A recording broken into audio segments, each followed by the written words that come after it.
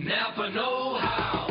A Napa guy knows more isn't always better, unless we're talking about full-size vans. These beasts do more than get you from A to B. They have so much space a man can live in it. With shag carpeting, waterbed, and a sweet lava lamp, these mobile abodes have all the comforts of home.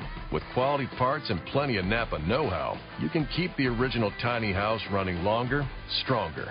That's Napa know-how. Napa know-how. Blog Talk Radio. Good morning. It's Jeff Altman, the Big Game Hunter, on Monday after the Super Bowl, February 7th, 2011. What a lovely weekend for me, I must in all candor tell you. We finally had a couple of days without snow. It was my son's birthday. We had parties for him. I took him skiing on Saturday. My wife took him skiing on Sunday, which gave me a nice quiet day to myself and the ability to watch most of the game in private, which was absolutely delightful for me, an unusual event. So I'm feeling rested and refreshed today, something I often don't feel on Monday mornings because I've actually had a chance to rest. So watching the football game always reminds me that there are things that correlate in life. And by that here I mean that there are lessons that we can learn from watching other people that we can apply to our own circumstances. And for years now, in my easy, no BS job search advice, I've had a regular column called Job Search Lessons from the Super Bowl. And I decided this year, instead of doing it as a print column, I would do it on the show here today. So let's talk about some of the things that happened in the game or before the game that can really correlate with doing a job search. And, I want to start off with preparation. And both teams were really well coached and well prepared for this game. They worked within their framework and delivered exactly as they're supposed to be despite injuries. Players were injured, others stepped up. It was marvelous, and certainly Green Bay had been used to that all season, and so was Pittsburgh. Each had significant players who were out for most of the game or the entire game. But how do we apply that to job search? One thing is systems. Organizations develop systems for how they conduct themselves. Pittsburgh, for example, has really had one coaching system in place now for many, many years. Even so far as their great defense. Their current head coach was a defensive coordinator when he was hired, but he still kept their existing coach in place because he wanted continuity.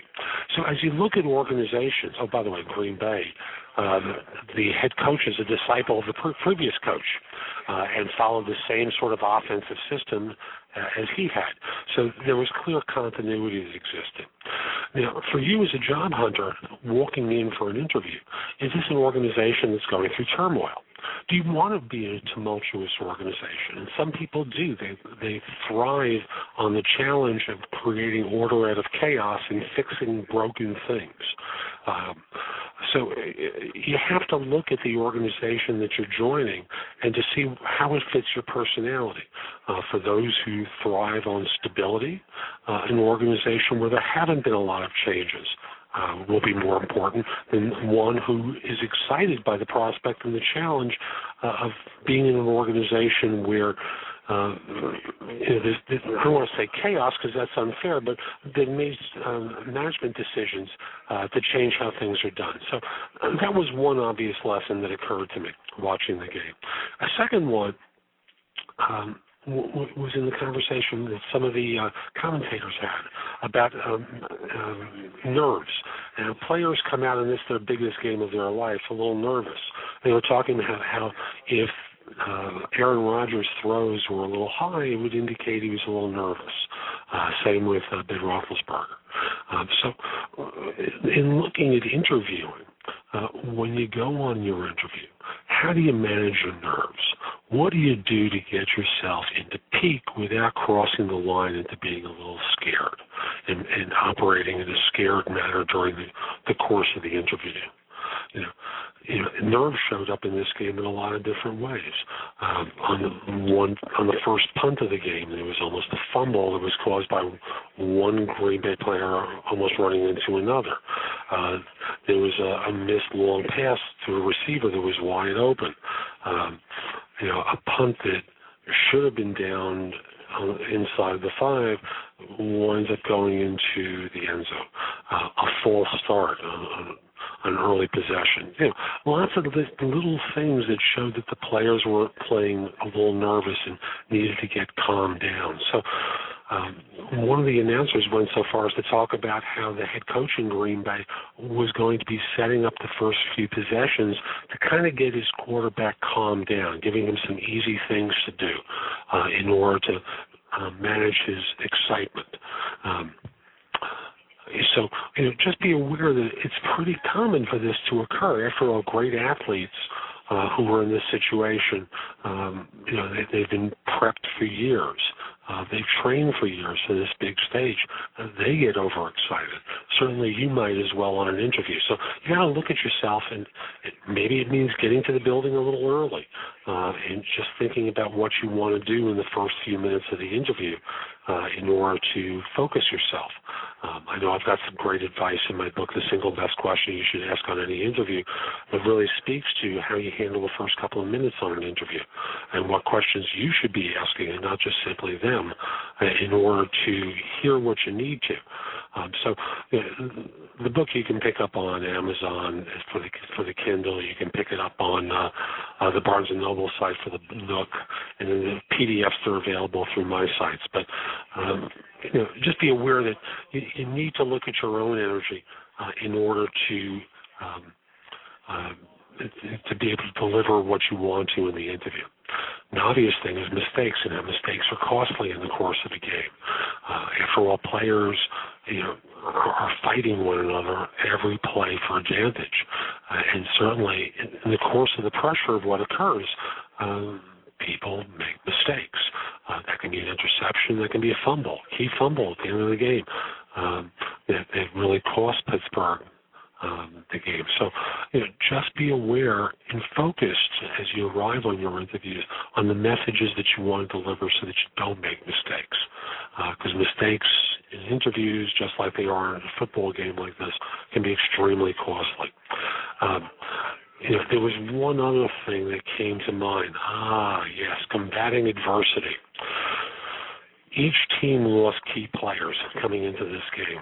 The Steelers went into this game without an all-pro center that they had. They lost a receiver during the course of the game. Same thing with Green Bay. Green Bay throughout the season lost starting players throughout. In this game, they lost a corner, a safety, a receiver, and were playing shorthanded. And certainly in the ebb and the flow of the game and the energy that was passed back and forth, it was pretty clear at certain junctures that Pittsburgh had the momentum, had the flow of the game, and looked like they were going to pull this out, but they were just wearing down Green Bay. So there are certain points in interviews and certain points in your job search, forgetting even about the interview, where you feel like you're up against it. And we tend to think that we're going to, it's like running a sprint where we expect as soon as we start, the floodgates are going to open. We'll have lots of choices of jobs to pick from. And in point of fact, for most people, job hunting is like a marathon. It's a 26-mile race. You got to manage your energy and your expectations. So those were a couple of the things that I saw in watching the game that I hope will be helpful to you. The idea of preparation, the kind of energy in the organization, dealing with mistakes, confronting adversity, things like that. They're a key part of the job search that I hope you'll think about as you go into your next interview or continue your search. I want to talk with you about some jobs that are open that I'm recruiting for, and I just want to say that if you're qualified, interested, and available for any of these positions, please email your resume to me at thebiggamehunter@cisny.com. If you don't fit any of them and you'd like me to have a copy of your resume, please email it to me at the same address, but in the subject line, just put the phrase on spec. This way I know it's not something that's urgent and I can pick up on it a little bit later. So first of all, I've got a number of different roles at a variety of levels for enterprise and operations risk professionals that be based in New York. These positions involve 50% travel. Some of that travel can be in the New York area, could be in the Charlotte area as well, but it's work where they're looking for experience in banking capital markets, either in a consulting role or working within operations areas within a bank or financial services firm. Risk-related roles within banking, asset management, or the insurance field, like a business or corporate risk manager. Regulatory risk background with Basel II or bank holding company readiness experience. Project management, like associate level roles through senior manager roles. The more senior someone is, the more there's the expectation that someone has done business development work. Compensation can run from a low of 80 to about 250s, but recognize anything over 150 is more of a business development role. I have a business intelligence data warehousing position in Minneapolis for an analytics PM for a large engagement. It's a program manager's role with a BIDW background, paying to about 115 on the base plus bonus. I have a help desk technician role in Greenwich, Connecticut, associate's degree supporting DNS, TCP/IP, DHCP, XP and 7 Mac and Linux environments. Figured about 65,000 on a base plus bonus. Oh, I forgot to mention, there's a preference for programming experience with Java and C++. There's a system support specialist role in Greenwich with the same firm, experience with Linux, Unix, shell scripting, Perl, and a knowledge of networking to monitor all aspects of their system. A mid-level software development role in Greenwich. 2 years or more with Java, object-oriented concepts, strong fundamental knowledge of SQL and relational database design, exposure to Linux, PL SQL, and XML is a plus. I also have a role for an options and futures specialist. That's an operations role, not a technology role. A knowledge of commodities, foreign exchange, and interest rate derivatives is a plus, but the core element is experience processing stock option adjustments based on corporate actions. At least 2 years with exchange-traded options and futures. Have a program manager's role in Richmond, Virginia. And here the client is looking for someone with Basel II experience. If you're not local to that area, willing to do a relocation.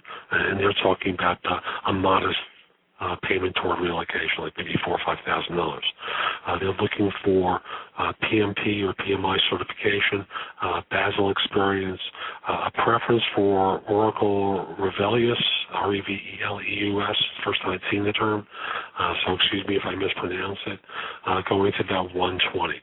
I have contract roles for BPM consultants in the Los Angeles area. That can be with Lombardi or one of the other BPM tools. They'd like someone who also has some programming experience as well. Rates are pretty open for that. And lastly, there's a senior marketing officer's role in New York for someone with hedge and private equity fund experience and knowledge of fund administration and accounting systems. So again, if you're qualified, interested, and available, please email your resume to me at thebiggamehunter@cisny.com.